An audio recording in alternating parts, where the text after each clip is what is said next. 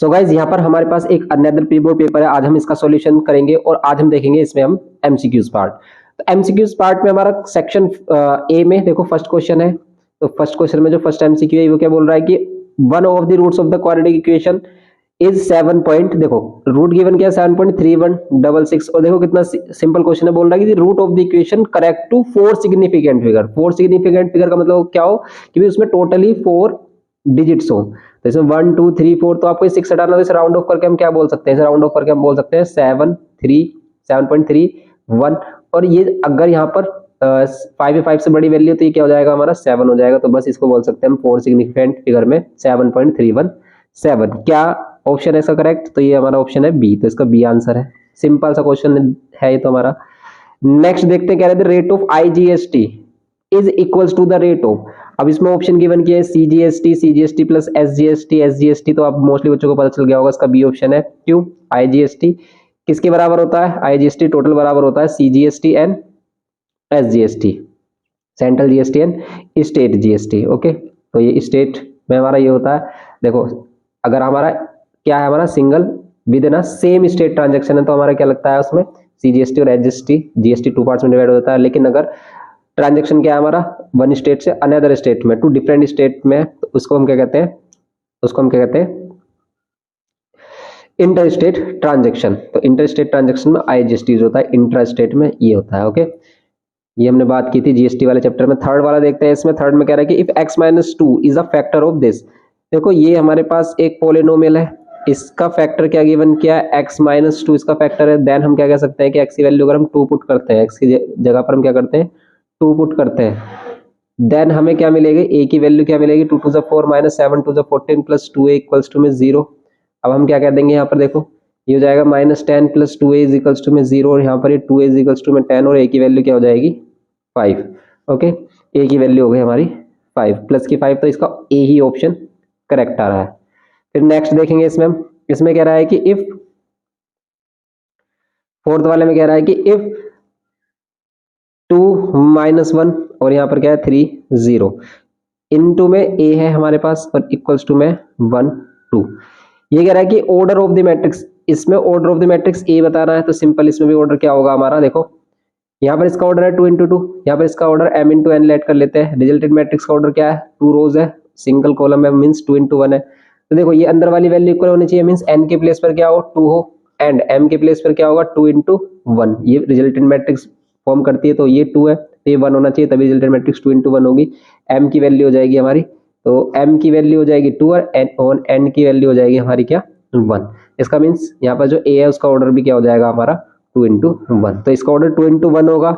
Simple question है ये, हमने फर्स्ट वाला जो हमारा पेपर था सेकंड वाले में उसमें डिस्कस किया था इसको डिटेल में। ऐसा ही क्वेश्चन एक मिस्टेक आ गया था बाय मिस्टेक, तो उसको भी आप देख सकते हैं। तो अदर जो हमारे प्री बोर्ड पेपर जो अभी हमने रिसेंट में सोल्व किए आपके लिए, तो उनके लिए आपको डिस्क्रिप्शन बॉक्स में जाना होगा, वहां पर आपको उनका प्लेलिस्ट मिल जाएगा। और इनकी पीडीएफ के लिए आपको टेलीग्राम चैनल में इनकी पीडीएफ मिल जाएगी। टेलीग्राम चैनल का लिंक आपको डिस्क्रिप्शन बॉक्स में मिलेगा, आप वहां से इनकी पीडीएफ भी डाउनलोड कर सकते हैं। और ये पेपर आपके लिए काफी इंपॉर्टेंट होंगे। मोस्टली बच्चों ने अभी अपने प्री बोर्ड्स पेपर अगर दिए हैं तो उनको पता भी चला होगा कि भाई ये हमारे लिए कितना हेल्पफुल है। तो ये सभी प्री बोर्ड्स पेपर या फिर हम जो भी question paper previous year question paper आपके लिए करा रहे हैं वो काफी इंपॉर्टेंट है, इसलिए आपको वही करना है आफ्टर बुक। तो यहाँ पर देखेंगे हम इसका फिफ्थ पार्ट, फिफ्थ में बोल रहा है the areas of the two similar triangles ABC and PQR are in the ratio. Area का रेशियो गिवन क्या है और इसमें बीसी साइड गिवन है देन द क्यूआर। तो देखो एरियाज का रेशियो की कॉरस्पॉन्डिंग साइड्स के रेशियो के स्क्वायर के इक्वल होता है। एक है हमारे पास triangle A B C, okay, and हमारे पास है ट्रायंगल पी क्यू आर। अगर ये दोनों सिमिलर है तो इनके कॉरस्पॉन्डिंग साइड, देखो अगर इसकी कॉरस्पॉन्डिंग साइड बीसी है तो इसकी कॉरस्पॉन्डिंग साइड क्या होगी क्यूआर। ये आपको बताया था अभी हम कैसे इनको फाइंड करते हैं कि अगर ट्रायंगल हमारे सही ऑर्डर में करेक्ट ऑर्डर में ही देगा हमेशा वो, तो इसलिए देखो ए बी और पी क्यू का रेशियो, बी सी और क्यू आर का रेशियो, ए सी और पी आर का रेशियो इक्वल होगा। तो ये सभी बच्चे जानते होंगे जिसने हमारा सिमिलरिटी वाला चैप्टर किया है। तो सिमिलरिटी के जो भी हमने कॉन्सेप्ट वीडियो अभी हमने रिसेंट में इसका रिवीजन कराया उसमें हमने कॉन्सेप्ट वीडियो डाला है जिसकी हेल्प से आप इसको डिटेल में समझ सकते हैं कि ये कैसे होता है। और काफी सिंपल वे में हमने उसको बताने की कोशिश की है, तो एक बार उसको जरूर देखें। इनके एरियाज का रेशियो है 9/16। यहाँ पर बीसी की वैल्यू गिवन की है 4.5। अब देखो ये स्क्वायर है तो इधर स्क्वायर रूट लगा लेते हैं, इसका स्क्वायर मत करना और यहाँ पर बचेगा क्यूआर। ये क्या है 3 का स्क्वायर रूट है और ये 16 क्या है 4 का स्क्वायर रूट है। हम इसमें पॉजिटिव वैल्यू लेंगे क्योंकि साइड ऑलवेज क्या होती है पॉजिटिव होती है। क्यूआर की वैल्यू के लिए देखो कभी भी अगर हमें कोई भी अननोन फाइंड करना है तो वो डिनोमिनेटर में नहीं होना चाहिए, न्यूमरेटर में होना चाहिए। तो इस क्यूआर को लेके आए इधर हम क्रॉस मल्टीप्लाई, 4 को इधर मल्टीप्लाई कर दिया, 4 को मल्टीप्लाई कर दिया इधर, और ये जो 3 है ना इस 3 को डिवाइड में लेके आ जाएंगे। अब पॉइंट हटाएंगे नीचे कितना आ जाएगा 10, 3 से कैंसिल कर लो, 3 1 3, 3 5 15। नाउ 5 से 5 3 जा और 5 2 जा, 2 से कैंसिल कर लो, 2 2 जा 4 और 3 2 जा 6। क्यूआर की वैल्यू हो जाएगी 6 सेंटीमीटर। बस ये करना है इसके फिफ्थ पार्ट में। नेक्स्ट पार्ट देखेंगे अब इसका हम। तो अब देखते हैं इसमें हम इसका सिक्स पार्ट। देखो सिक्स पार्ट में असर्शन रीजन गिवन किया और कह रहा है common difference 2 4 6 8 this AP sequence is 2। देखो कॉमन डिफरेंस क्या है 2 4 6 8, इनका कॉमन डिफरेंस 2 है। यस 2 है। देखो 4 में से 2, 6 में से 4, क्या कैसे करते हैं common difference find, 2 consecutive term होने चाहिए और सक्सेसिव माइनस प्रीसीजर करते हैं। अब इसमें देखो रीजन क्या दिया है कि constant difference between any two terms. अब बिटवीन एनी टू टर्म्स अगर हम लेंगे क्या वो कॉमन डिफरेंस सेम देगा, नहीं, एनी टर्म्स नहीं लेते हम, 2 कॉन्सेक्यूटिव टर्म्स होने चाहिए और सक्सेसर माइनस प्रीसीजर होना चाहिए। इसमें असर्शन ठीक है लेकिन रीजन गलत है, तो assertion is correct and reason is incorrect. Mostly बच्चों ने ए इसमें टिक किया होगा तो वो गलत है इसमें। क्यों? क्योंकि देखो कॉमन डिफरेंस हम ऐसे ही एनी को टर्म्स के डिफरेंस को नहीं बोलते, हम हमेशा कंजुगेटिव टर्म्स के डिफरेंस को ही क्या बोलते हैं यहाँ पर, कॉमन डिफरेंस बोलते हैं। तो इसमें ऑप्शन होगा हमारा क्या, B, assertion is correct but reason is incorrect. Okay, देखेंगे इसमें हम सेवेंथ वाला, the image of 0 0 in the line x is equals to 2। 0 0 की इमेज आपको बताना है x is equals to 2 line में। अब x is equals to 2 line अब आपकी कहां पर बनेगी, अब देखो इसका क्या करेंगे हम, x is equals to 2, x is equals to 2 line कहां पर होगी 1 और 2, x is equals to 2 line ये है। अब यहाँ पर ये है हमारा ओरिजिन का रिफ्लेक्शन।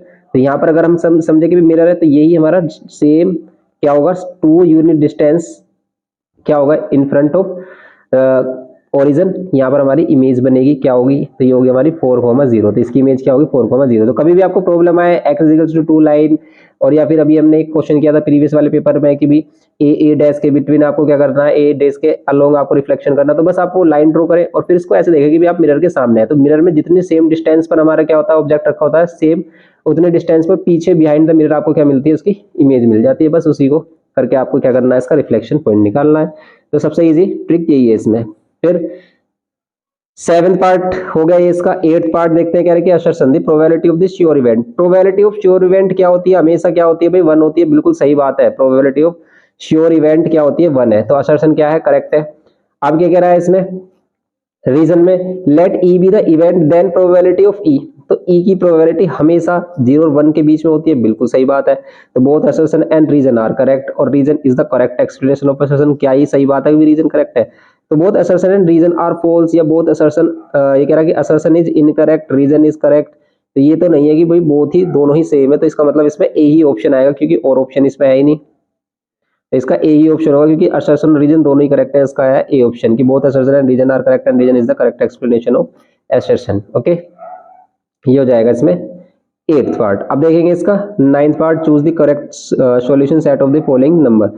इसका करेक्ट आपको क्या चाहिए, सॉल्यूशन चाहिए। देखो ध्यान से देखना भाई, इसमें जो नंबर लाइन गिवन की है इसमें कहां से कहां तक डार्क किया है, इसको ध्यान से देखो आप। तो ये जो नंबर लाइन गिवन किया है यहाँ पर -5 पर कुछ भी नहीं है, 4 पर डार्क सर्कल है, -4 पर डार्क सर्कल है, एंड फिर ये देखो डार्क की हुई लाइन, ये रियल नंबर लाइन है, और यहाँ पर ये होलो सर्कल है कहां पर -2 पर। तो इसका सॉल्यूशन सेट क्या हो जाएगा, लेस देन -2 और ग्रेटर देन इक्वल्स टू -4। ठीक है, तो x belongs to real number और यहाँ पर -4 से क्या होगा हमारा -2 तक।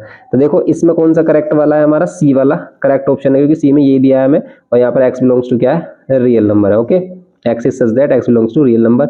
इसे क्या कहते हैं, इसकी सेट बिल्डर फॉर्म कहते हैं। ओके, और रोस्टर फॉर्म में हम इन सभी नंबर्स को लिखते हैं।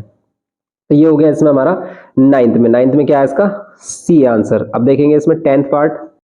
अब देखो इसमें 10th वाला क्या कह रहा है अभी, इसका 10th जो पार्ट है, इसके 10th पार्ट में क्या बोल रहा है कि थर्ड प्रोपोर्शन ऑफ 16 एंड 12 का थर्ड प्रोपोर्शन हम x ऐड कर लेते तो इन दोनों का रेशियो के इक्वल होगा। तो यहाँ पर 16/12 किसके इक्वल होगा, 12/x। 16/12 और 12/x के इक्वल होगा, कैंसिल कर लो, 4 4 16 एंड 4 3 12 एंड यहाँ पर 12/x। x की वैल्यू फाइंड कर लो आप, कैसे होगी, x को उधर लेके आएंगे, 3 को उधर मल्टीप्लाई कर देंगे, 12 इंटू 3 अपॉन में 4, 4 3 और 3 3 कितना हो जाएगा 9। x की वैल्यू क्या हो जाएगी हमारी 9 हो जाएगी। सिंपल, तो इसमें बी इसका ऑप्शन करेक्ट है। अब देखेंगे इसमें 11th, इसका 11th वाला पार्ट देखो क्या कह रहा है, the point of the intersection of the medians of triangles is called. Medians के इंटरसेक्शन को क्या बोलते हैं भाई, बताओ जल्दी से। मीडियन के इंटरसेक्शन को बोलते हैं सेंट्रोइड। सिंपल सी बात है कि अगर कोई भी ट्रायंगल है उसके मीडियंस, सभी मीडियंस मींस जो अपोजिट साइड को क्या करे, टू पार्ट्स में डिवाइड करे, उसी को क्या कहते हैं, मीडियन कहते हैं। तो ये सभी मीडियंस का जो इंटरसेक्शन पॉइंट होता है उसे क्या कहते हैं, हम सेंट्रोइड बोलते हैं। और सेंट्रोइड मीडियन को 2:1 में भी डिवाइड करता है, ये आपको पता होना चाहिए। 2:1 एंड यहाँ पर 2:1, यहाँ पर वर्टेक्स है, उधर वाला पार्ट 2 और नीचे वाला 1। ओके, और सेंट्रोइड बोलते हैं। इन सेंटर किसे बोलते हैं, अभी हमने कल ही बात की थी भाई, इन सेंटर किसे बोलेंगे। अगर हम कोई भी ट्रायंगल ले रहे हैं, इन सेंटर बनाना है, मतलब अंदर सर्कल बनाना है आपको, तो हम क्या करेंगे, इसके एंगल बाइसेक्टर, इनके एंगल बाइसेक्टर का, इनके एंगल बाइसेक्टर का जो क्या होगा इंटरसेक्शन पॉइंट, वो इन सेंटर होगा। इसका परपेंडिकुलर सरकम सेंटर क्या होगा, अगर हम इसके साइड का परपेंडिकुलर बाइसेक्टर कर दे, हम साइड के परपेंडिकुलर बाइसेक्टर कर दे, एनी टू साइड का जो पॉइंट मिलेगा, थर्ड वाला भी यही मीट कर रहा होगा, ये बोलेगा सरकम सेंटर। इसको क्या बोलेंगे, सरकम सेंटर। और ऑर्थो सेंटर किसे बोलते हैं, अगर हम एल्टीट्यूड्स के इंटरसेक्शन पॉइंट्स को क्या बोलते हैं हम, ऑर्थो सेंटर। तो ये है हमारा कॉन्सेप्ट जो है। तो सिंपल ये बातें याद रखनी है, इसको हमने डिटेल में बताया, एक सेपरेट लेक्चर हमने इसी में बताया कि भाई क्या होती हैं ये चीजें। फिर हम 12th में बात करेंगे। यहाँ पर देखो 12th वाले में क्या कह रहा है कि मैन वांट्स टू बाय, एक मैन क्या बाय करना चाहता है, यहाँ पर a man wants to buy share available at 132 par value 100 rupees, means कि वो डिस्काउंट मिल रहे हैं। इसकी मार्केट वैल्यू क्या चल रही है 132, और मार्केट वैल्यू नहीं, ये इसकी नॉमिनल वैल्यू है। और मार्केट में उसका अभी जो करंट प्राइस चल रहा है, मार्केट वैल्यू क्या है उसकी 100 रुपीज है। The market value of each share is, ठीक है। अभी कह रहा है कि a man wants to buy share available at, sorry ये मार्केट वैल्यू है इसकी, ये इसकी मार्केट वैल्यू है। The market value of each share, par value है इसकी क्या 100, मीन्स ये है इसकी। देखो ये हम मिस्टेक कर रहे हैं कि भाई अवेलेबल कितने पर है, वो मार्केट वैल्यू बोलते हैं जितने पर वो अवेलेबल होता है, ये इसकी क्या है नॉमिनल वैल्यू। इसका मीन्स वो 132 पर अवेलेबल है, तो यहाँ पर होगा इसका आंसर 132। नेक्स्ट क्वेश्चन देखते हैं इसका। तो देखो नेक्स्ट वाले में क्या कह रहा है, इसमें 13th वाले में, 13th वाला सिंपल क्वेश्चन है। इसमें क्या बोल रहा है, इसमें बोल रहा है कि in the given figure ABCD is cyclic quadrilateral, the value of angle B की वैल्यू आपको बतानी है। भाई ये साइक्लिक क्वाड्रिलेटरल है, अगर साइक्लिक क्वाड्रिलेटरल है और ये पैरेलल लाइन भी गिवन की है इसने, तो बतानी है आपको। अगर ये वैल्यू 105 है तो आपको क्या बतानी है, यहाँ पर ये 105 है, तो यहाँ पर ये वाले एंगल बताना है, ए ये है बी, ठीक है, सी है डी। बताओ ये वाला क्या इन दोनों में कोई रिलेशन नहीं। अपोजिट एंगल्स का सम कितना होता है, अपोजिट एंगल का सम होता है हमारा 180 साइक्लिक क्वाड्रिलेटरल में, तो ये 75 हो जाएगा, ये 105, ये 75, 180। अब ये 175 है, इन दोनों का सम भी 180 होगा, मींस अगर इन दोनों का सम भी 180 होगा तो ये होगा हमारा 105, क्योंकि ये कोइंसिडेंट एंगल अगर ये पैरेलल लाइन से है तो इसलिए ये बी भी हमारा कितना होगा 105 होगा। सिंपल है। तो अब हम देखेंगे इसमें 105, इसमें ऑप्शन है भी हमारा, है ऑप्शन क्या है इसका, ए करेक्ट है, इसका ए करेक्ट है। और 12th वाले में क्या था हमारा 132 पर अवेलेबल था, तो इसका सी करेक्ट है ऑप्शन। समझ गए आप, तो सिंपल इसका सी होगा। और इसका जो 11th वाला जो हमने किया था उसमें क्या आएगा, इसमें सेंट्रोइड, और सेंट्रोइड क्या है इसका ए पार्ट था इसका सेंट्रोइड, तो ये ध्यान रखना है आपको, ये इसके ऑप्शन हो गए। अब देखेंगे हम इसमें 14th पार्ट।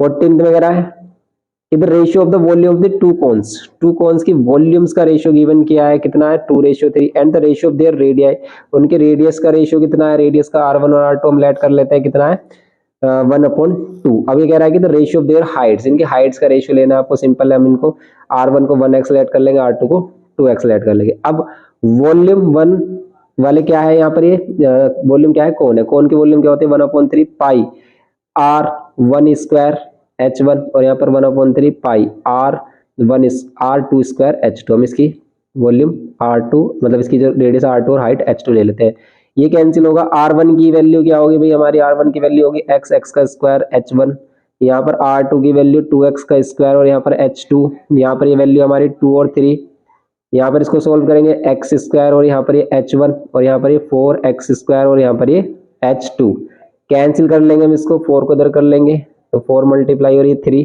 तो यहाँ पर h1 और h2 का रेशियो कितना आ रहा है 8/3। क्या h1 और h2 का रेशियो क्या आ रहा है हमारा, h1 और h2 का रेशियो 8 और 3 आ रहा है, कहीं पर है ऑप्शन ऐसा है 8, तो डी ऑप्शन है इसमें करेक्ट। अब देखेंगे हम इसका 15th लास्ट पार्ट क्या कह रहा है। देखो लास्ट पार्ट में कह रहा है the median obtained by 70 students is, इसमें हम क्या कह रहे हैं कि भाई मीडियन फाइंड करना है, तो इसका मीडियन आप खुद से फाइंड करके बताना कि भाई क्या आएगा। सिंपल है, मीडियन फाइंड करने का फॉर्मूला आपको बताइए। ये इसकी एक्स की वैल्यू है, ये इसके क्या है, फ्रीक्वेंसी है। तो आप इसमें सी एफ फाइंड करोगे जब टेबल बनाओगे इसका सिंपल। तो इसकी जो फ्रीक्वेंसी है, इसका जो क्या आ रहा होगा हमारा 50, 35, 65, इस टाइप से वैल्यू है, 45, 70। ओके, और ये फ्रीक्वेंसीज है, इनका सम 75 आ रहा होगा, 12, 10, 18 एंड 9। अब ऑप्शन है देखो 35, 50, 45, 65, क्या होगी वैल्यू। देखो सबसे पहले हमें इनको असेंडिंग और इसको अरेंज करना पड़ेगा आपको। देखो ये अरेंज नहीं है, इनको असेंडिंग या डिसेंडिंग ऑर्डर में अरेंज करो तभी इसको कर पाओगे आप। इसमें सबसे इंपॉर्टेंट ये दे रखा है कि 25, 50, 35, यहाँ पर क्या देखा 35, 65, 45, इस तरीके से वैल्यू दे रखी है। तो यहाँ पर ये अरेंज नहीं है, और मीडियन फाइंड करने के लिए सबसे पहले हम वैल्यूज को अरेंज करते हैं असेंडिंग या डिसेंडिंग ऑर्डर में। तो कर लेते हैं, इसको देखते हैं। तो देखो इसको अरेंज करेंगे सबसे पहले हम एक्स वाली वैल्यू को सबसे पहले हम लेंगे, सबसे छोटी वैल्यू क्या है यहाँ पर 25, और यहाँ पर फ्रीक्वेंसी इसकी क्या है 6। फिर इससे जस्ट बड़ी वैल्यू क्या है भाई 35, 35 है 12। फिर इससे बड़ी वैल्यू क्या होगी हमारी 45, 45। तो मोस्टली बच्चों ने इसमें क्या मिस्टेक की होगी भी, इसको अरेंज नहीं किया होगा, डायरेक्ट वो क्या करने और लगे होंगे इसकी मीडियन फाइंड करने लोग, और इसलिए आंसर आया होगा उनका गलत। यहाँ पर 45 के बाद 50 लेंगे, 45 के बाद क्या लेंगे 50, और 50 पर कितना आ रही है इसकी वैल्यू, 50 पर आ रही है हमारी 15, और फिर आ रहा है इसका 70, लास्ट 65 भी है, 65 पर है 10, और यहाँ पर 70 है, और 70 पर कितना है 9। अभी 75 है नहीं, देखो ये 15 ये हो गए, 15, 15, 30, 30 और 30, 60 और ये 70। ठीक है 70 आ रहा है। तो इसमें हम सी एफ फाइंड करते हैं, सी एफ फाइंड करो, ये 6 और 12 कितना हो गया 18, 18, 18, 36, 36 और 15 कितना करेंगे हम 30 और 16, ये होगा 51 और 51, और ये होगा 61, और ये हो गया 70। अब इसमें क्या करते हैं एन की वैल्यू जो भी आ रही होती है n/2 फाइंड करते हैं, मीन 70/2 35।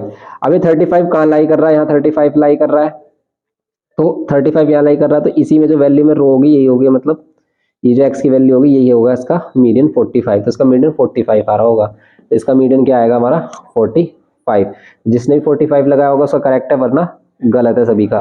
तो इसमें आएगा हमारा सी ऑप्शन करेक्ट है 45। ओके 45 इसकी क्या होगी मीडियन। ये सिंपल 15 MCQs थे, इसके आगे के जो क्वेश्चन है उसको हम नेक्स्ट पार्ट में करेंगे। तो मिलते हैं ऐसे ही इंफॉर्मेटिव वीडियो के साथ। वीडियो अच्छा लगा हो तो प्लीज लाइक शेयर और सब्सक्राइब करें। Thanks for watching.